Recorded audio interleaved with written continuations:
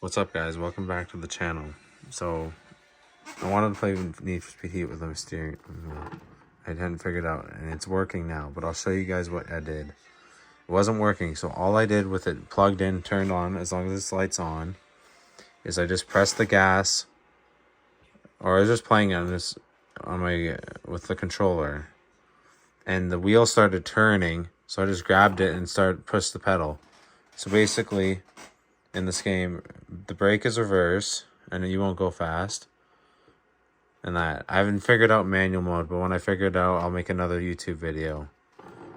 But essentially, on Xbox and maybe PlayStation and any Need for Speed game, just start with the controller with the steering wheel on, and just start driving. Just start driving with the controller. The steering wheel might move if it's a nice wheel, and it works. But anyways, that is that. Hope this video was helpful. Please like and subscribe. Do all sorts of content on this channel if you're new. And yeah, have a great night, day, wherever you are in the world. Hope this video is helpful.